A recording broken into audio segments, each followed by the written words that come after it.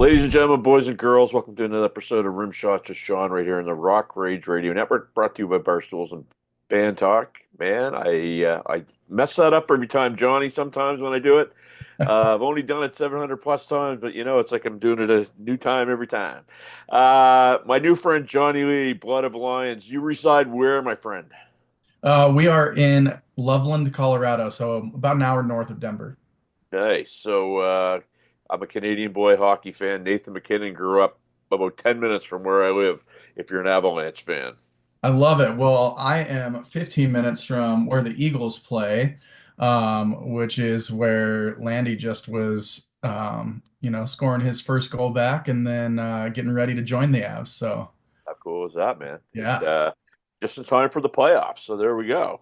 Tell me about this little band of yours because when Jamie comes knocking on my door, I mean, you know her, I know her. She's a heavy hitter. She doesn't just take anybody on. So tell me about your band. Yeah, so Jamie and I actually crossed paths through Joel, who is my guitar player for Blood of Lions. He had kind of been talking to me about getting involved and introducing me to Jamie before he was actually involved. He just really loved what he had heard based on what I had already written for the project. So it was about a year ago. I had lost a father figure who was like a music mentor to me. He and his son were really close to me. And when he passed suddenly, he was actually talking to me about going to Nashville and writing a country album and working with some pretty big names out in Nashville to get a country album done with me because it had always been my dream to do a country album too. Part of my roots is the country world. So um, I had been planning on that. He passed suddenly, went to his funeral, and his son just was relentless about the fact that I had to get back into music. It had been about a 10-year hiatus from the stage, about 12 years from writing. So came back from that funeral, ended up losing my job the next day. And ironically, my friend was telling me that Sunday morning before I flew out, he's like, dude, God's gonna make a way for you to make music, even though you don't want to. Like my ending to my last band was not the best. And we were days away from a big deal with Warner Brothers. So it's pretty devastating. And I was a single father at the time, so I didn't even want to join the music world again. So Uh, yeah. it's interesting. So Jamie in her infinite wisdom, and I understand just after you saying that, or from you saying that, I understand immediately why she wanted you and I to connect because I didn't have a 10-year hiatus, but I had a almost a six, well, a little over 6 years where same thing. Was got signed actually to a record deal, and things went sideways, and just so discouraged that I quit for 6 years. Didn't touch a set of drums, didn't play, didn't do anything. So she's a smart lady when it comes to that. So Blood Alliance, I hear the name and I'm thinking heavier. I'm thinking different sorts of things. I hate to do this, but I do it because when I'm trying to set up for my people, what would Blood Alliance sound like if I was to say, hey, give me a comparable so that my viewers could pick you guys out? Man, I would say if um, Nothing More and Breaking Benjamin and let's go with I don't know, Wage War had a baby, that's your Blood Alliance. So you guys would be that's not the new metal. That's I don't even know what the term new metal. It's kind of the new genre of the they're kind of getting a little more of a throwback sound. They're if that's an accurate depiction. Yeah, it's almost like and it's man, music's so genrefied nowadays. I'm probably more old school like you are, where I was, from the days where we were collecting CDs and reading through the lyrics and looking at the art. And we had like rock and we had metal, Right. and then it got to hard rock and then it got to, black metal and the new genre of like metalcore, I guess, is where you kind of put like a Memphis Mayfire. There's probably some elements of that influence in there, I'd say crossed with that new metal world of that early 2000s rock, which is it's really where I uh, grew to really love the metal and hard rock world. And So here's the thing, man. There's no right or wrong answer, right? Because the thing that and it's taken me a long time to get there because I like what I like. But I mean, um, anybody can like what they like, and they're not wrong. totally. Oh, I right? 100% agree with you. It's their opinion. So I mean, and I kind of get a kick out of when people dig in and go, "Oh, well, you're dumb because you don't," no, that doesn't apply. It's like what moves you is what's right for you, and so there's no right or wrong answers in music. So, how does one go from I'm going to make a country album to to that? Well, it's funny because I never even liked to sing when I was younger, and my cousin gave me Stone Temple Pilots album Core, and he also introduced me to Nirvana through Nevermind, and that opened me up to the rock and roll world. Before that, if I even was listening to music, it was usually like Sublime or even in our day and age, Boys to Men. I mean, it was stuff that was nowhere near, and that country was just like the standard in my family. My Right. grandparents listened to it. My dad loved it. Um, on my 11th birthday present was Alan Jackson and Terry Clark concert tickets. So, I mean, I was just that was surrounding me. So it's my roots, but the rock world really captivated me. I think it was really because of the angst and the energy in it. Yep. Yep. I came from a family that had a lot of angst and turmoil inside of the home, behind closed doors. So it was one of those things where I think I really emotionally attached to it, and it gave me a kind of a safe place to express that stuff. Well, and music's one of those things. I mean, it's kind of like everything's floating around the air, right? You're trying to catch it, and then when you find something that kind of scratches at it in terms of the angst, in terms of what's going on in your life, you go, "That's my thing. That's my jam," and that's what you collect, and that's what you become. The country angle, though, is cool because country's one of those genres, if you will, where I have another podcast at another station that's called Talking About Country, right? Hey, And you get these people, and they're like, "No, no, no, oh, country, no, no, no, old school country," So it's a similar thing. So did you have that? I guess much of a skin in the game in terms of country you were into it, or did you just listen to all of it? I dabble in a little of all of it. I like some of your red dirt country. I like some of your classic country. I mean, love Johnny Cash to your 90s country like Brooks and Dunn. Garth Brooks is one of my favorite artists. Um, I'm a performer, a lover of performers. And so like Cody Johnson has captivated me recently. Really loved Whiskey Myers when I saw them at Red Rocks. So some of those bands, but I mean, those guys aren't even, Whiskey Myers and Cody Johnson aren't even really in the same world when it Yeah, comes to country sounds. Um, and gosh, I mean, I think that's what I love about country too, is that it's just gotten so diverse, and that I wouldn't say that I love the pop country, some of the Taylor Swift style stuff, yeah. but if it's got that country soul to it, it's my jam. Yeah, and I mean, a lot of the newer, pardon me, the newer country, and I would say Shania Twain. I don't know if you have the story, but Mutt Lange wanted to produce a country artist, and Nashville told him, "You're not a country producer." And don't tell Mutt Lange he can't do something. His line was, "I'm going to change the whole genre," and well, he kind of did, right? Yeah, Because now you have what you have, right? So that stuff is interesting. I want to throw something at you here, man, because music. I always like to say music's not a competition. There's a place for everybody. And yet some people do feel it's a competition. They're kind of silly about it. And I was in Cuba last week. I was playing an '80s style event the whole week, and we went into Veradero into this little cafe. And this group of four Latin performers got up and they busted out the most incredible sounds. A guitar player had three strings in his guitar. wow. They played a little bit, and then this lady that was probably closer to her 70s got up there with the shakers, and she started singing in this big. And my first thought was, man, oh man, I know some pile of people that just think they have arrived and they need to be right here, right now, because they're not even close to arriving. When you see these people that are in this country that nobody knows about that are incredible, um, what do you feel about that? Because I mean, the sense that I'm getting from you, man, is you're a digger. You like to go to work. You like to get things done. I'm not getting any pretentious vibes off you whatsoever. Do you have that kind of vibe that you got to roll up your sleeves and get into the game and do it? You do. I mean, that's kind of where I'm at now. It's like, I don't get any handouts because I had a successful career earlier, and had a bunch of success. I still have to start over. And I think that's kind of the beauty. And I think that's where I fell in love with the grind of the music world.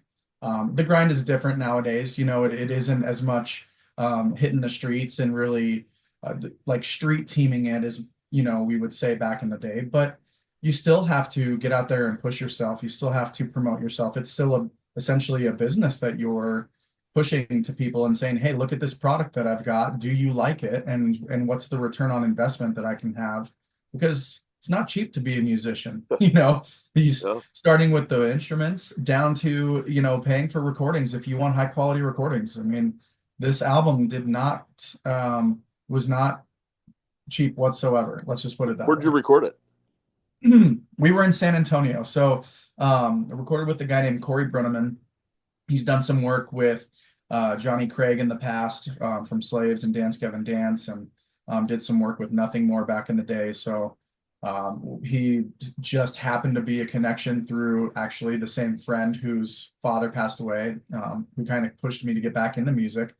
And he knew he was, kind of up and coming in the production world, and gave him my first song that I wrote in 12 years. And the guy said, "Hey, I want to produce an album for this guy. So give him my number. Let's line some things up." And that was that. So you're talking about something that's near and dear to my heart, and I talk about a lot. Some people roll their eyes, and that's networking. And any successful musician will know that whether you like it or not, you got to become successful as a networker. Talk a little bit about that because it seems to me like that's exactly what you've been doing to kind of make these things happen for you. Brother, you're hitting on something that I am passionate about, probably even more so than music, which is human connection.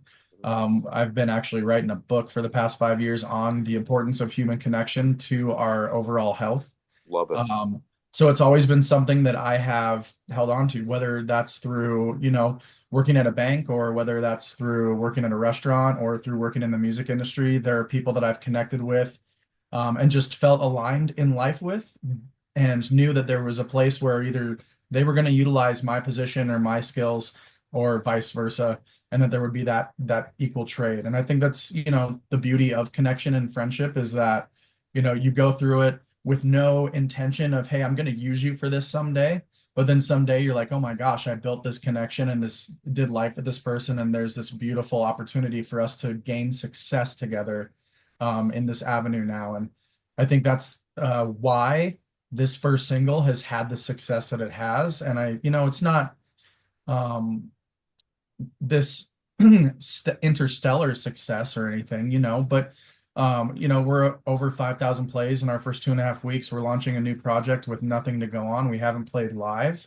We haven't even focused on building really a following yet. Just announced the band, kind of said there was some music coming, and we've had some success with it. And I think that's because of the network that we've had. A buddy of mine is a radio DJ, used to work for KBPI in Denver, and actually pushed me into making music 2 years ago. He was telling me I needed to get back into it. And so as soon as I had my first single ready, I sent it to him, and he introduced me to the president of his radio station, and off we went. So it's just been a beautiful thing to watch the way that um, all these friendships that I've built, these connections, right? This network of people that I have kind of surrounded myself with to groom myself into a better human being has actually turned out to be the success of this first single in this new project I'm launching. And also the support and the love that I'm getting that's kind of keeping me afloat.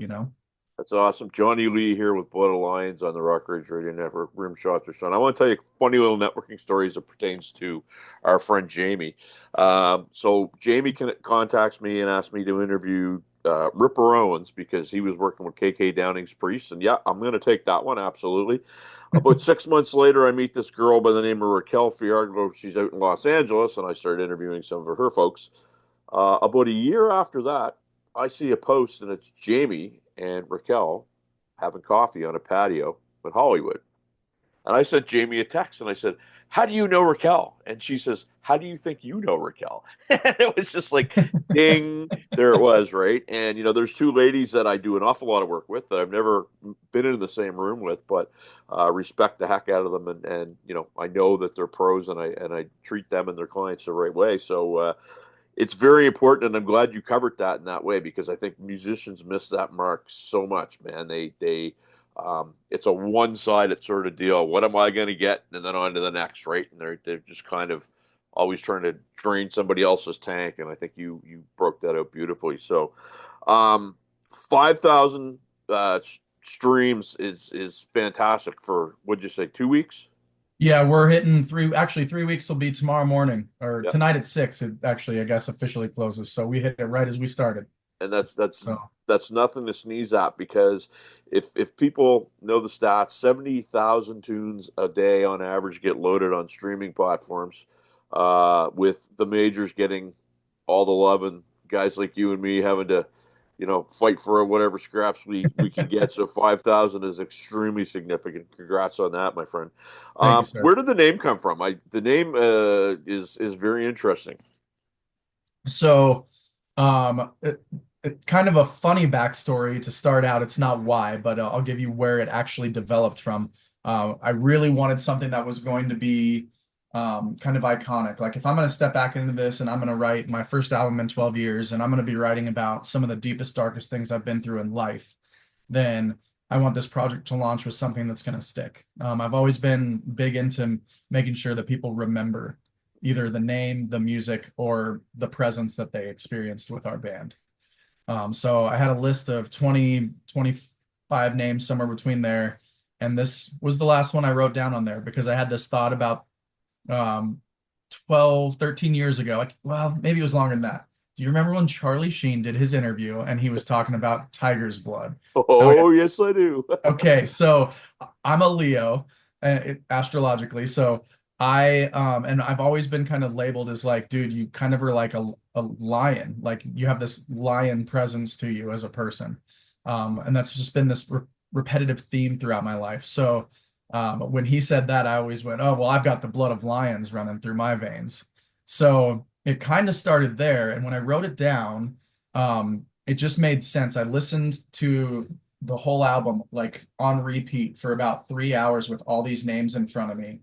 And it just stuck out. And I went, man, this is the one. And what really hit me is I'm a believer. I've mentioned God a couple times. And there's a verse in the Bible that talks about Satan prowling like a lion lurking in the dark. And I think we all have to face our demons and we all have to face them alone and sometimes we face them with people, but we're going to have to face them alone in the dark.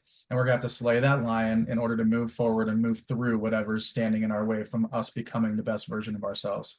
So that's one of the backgrounds to the name there. Well, any of our viewers will get this, or people that are listening on the radio, because this was going to go on the radio, won't. But this is what I wear on a regular basis, Yes, brother. right? No And way. I'm a Virgo. That was given to me by a Leo who kind of sees me as the same way. And when you know the psychology of the lion, they are the king of the jungle. There's no question, but they don't do anything out of stupidity and and I say that, and I'm going, am I lying? Because I do a lot of things out of stupidity. But so I get what you're saying, man. That's very cool, and your logo is actually very similar to my chain. So very cool. What are your aspirations for this? 'Cause you're just getting started, man. You're 3 weeks in. Success to you looks like what? Um, you know, it's funny because that's a definition that Jamie and I talk about a lot. Yep. I've been a perfectionist by nature and by circumstance in my life, and it's something I've really tried to let go of. You heard me even mention like, yeah, we got over 5,000 plays. It's not like, Interstellar, but it's a pretty good start. Well, if you look at the stats like you have, I'm a big numbers guy, I'm a Yep. big statistics guy. And I didn't know this, but my wife was researching this stuff because she understands that's where my head goes. She goes, you're literally in the top 10% of artists that launch at this point, Yeah. having plays at this amount in the first 2 weeks. Like you have to give yourself some credit. So, I mean, is that success? Is success getting on the biggest stages with the biggest bands in the world again? Honestly, man, I would say that right now, for me, success is the fact that I even put the music out because it was such a challenge and I wanted to throw the towel in so many times in the last year. Hey man, like Um, back to what we talked about. I mean, success is what it's like music. It's what it is to you, right? yeah, And you're bang on with those stats because like podcasts, and I mean, I didn't become a podcaster. It wasn't something I sat down and said, "Man, I want to be a podcaster." It was totally fluke. And but like anything, I don't poke at anything with a stick. So here I am. But the stats of podcasts, 95% of them die after 3 episodes. Right? And yeah, you probably have heard this stat. A lot of people don't hit 1,000 streams ever with that song ever. So to yeah. have It's 5,000, if you don't get one more stream, you've hit success, my friend. Yeah, I mean, I think it's 80% of songs on Spotify have less than 1,000 plays. That is Right? a wild statistic. So, I have to put it in perspective, and I'm grateful, like so beyond grateful, that we are where we're at. And, I think the reason that success in my head previous to this launch was, oh, well, this has to be like back to the level of the biggest bands in the world, and I are on the same stages Yep.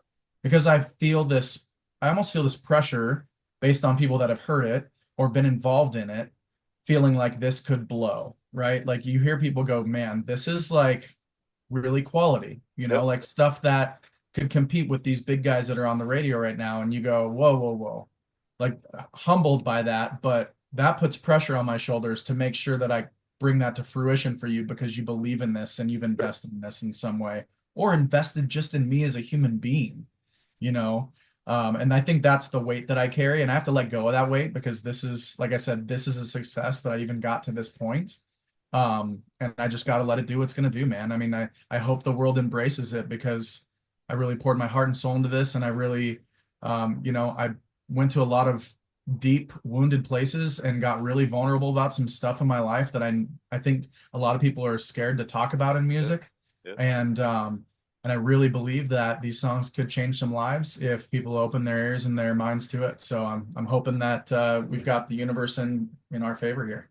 Well, here's what I'll tell you, and this may relieve some of the pressure because I've known Jamie now. I'm going on 3 years. I know she doesn't attach herself to anything half-assed, pardon my French. So that's a good sign for you. And I will tell you, she's also been my conscience many a times where she'll see my posts and see that I'm, battling people for the sake of battling when I don't need to. Maybe they're not, they're beneath it. And she's always like, "What are you doing? What are you doing?" So I mean, she's a good one to help you with where you're at. And you're probably getting that anyway. I mean, she sent me the note about you, and I was like, "Yep, I was in Cuba," and I'm like, "Let's make it happen, man. I'm back Sunday. We'll do it." So, is the album out yet, or is it coming out? Where you at with it? So I have nine out of the 10 songs that are written right now recorded and completed. We're trying to put together maybe a compilation with a few different artists as our one of the last songs on the album to wrap it up. Maybe a cover to kind of tie things together.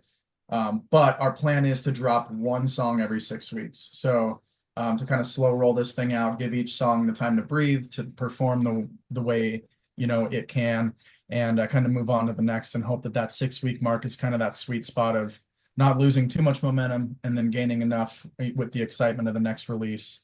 I think, that puts us at like a year and 2 months of music being released consistently for, every 6 weeks. And, I'm too old to understand all these algorithm things that are going on, in the background, but I'm hoping that hits it. I tell you what, though, here's the thing. I had the opportunity to meet with a gentleman who he taught me some ways to cheat the algorithms, and when you start understanding that and working with that, that's pretty fun. Because just when you think you got one figured out, they're changing it up again, right? Totally. Well, and I joke around. It's like you interview somebody and you think, man, that was a real cool interview. And I know it gets 5, 6 thousand views. Then somebody finds a potato chip that looks like Richard Nixon and it goes viral, right? So it's just like you just don't know. You just got to keep swinging. That's just the way that it goes. I'm assuming this is going to be on all platforms and everything that people need to go and get it. Absolutely, man. We're going to release it anywhere and everywhere. Like I said, I just hope that the world's ears and minds are open to it, man. Just I'm excited. I wish I could drop it all right now. I'm old school. It's like, hey, we release a single. And then you drop the album a few weeks later, and and then the second single comes out, and I'm so used to the old flow of things, but knowing the way that music's kind of turned, the success of this diagram of every 6 weeks will hopefully come to fruition, and also it's kind of cool with people seeing people's response on each song independently, Yep. and then seeing where we go from for the next one. Well, and So what you're going to find, and so I rep my girlfriend's material, and we're about to drop her fifth single in a couple weeks, and we did it that way. And each one, I don't think there's such a term. Organic growth to me is kind of a nonsensical term because that kind of gives you the idea that, people are just tuning into. Everybody knows that there's, even the majors are, doing SEO things and whatnot. You got to do what you got to do to get your stuff out there, short of buying plays and whatnot. But what I found is everyone that comes out, your old fans come back and your new ones kind of jump in line, and you see that growth, and it's very exciting and it's very fun. So, the other thing that's cool is people finally caught up to me in terms of short attention span and music. So I'm not feeling so alone. So that's good, man. I think you guys are doing it the right way. thank you, And when's sir. the first one coming out? First single dropped 2.5 weeks ago. So that was on, That was the um, 5,000 hits. yep, Nice. March 24th was the date, or 26th, sorry. And then the second single, called Empire's Beauty in the Ashes, is dropping on May 7th. So we're 3 weeks out. That one is probably going to be a mind blower, I think. That's the response we keep getting, is like, this is the one that's going to captivate a mass audience. So we'll see Swing what for the happens. fences, my friend. Swing for the fences. Jonny Lee, I want to thank you for doing this, my friend. We're going to stay in touch because, as is the case with all of Jamie's clients, that's what usually happens with me because there's always usually a second and a third. And, we stay on top of things. So, wish you the best of luck. And hey, hockey playoffs. I don't know if you're following along. I haven't watched in quite a while, but it's that time of year where, even Americans get glued to their TV with hockey. Hey, brother, I'm a big Avs fan, and little insider information as of yesterday, Built for the Moment, our first single, is actually being pitched to the NHL to be a possible playoffs tune for their promos. So How we'll cool is that? we'll see what happens, man. It would be an honor because I'm such a huge sports fanatic. So let's definitely stay in touch, brother. And hey, let's talk hockey, bro. Shoot me some text. Peace. All I'm right, back take after care. this.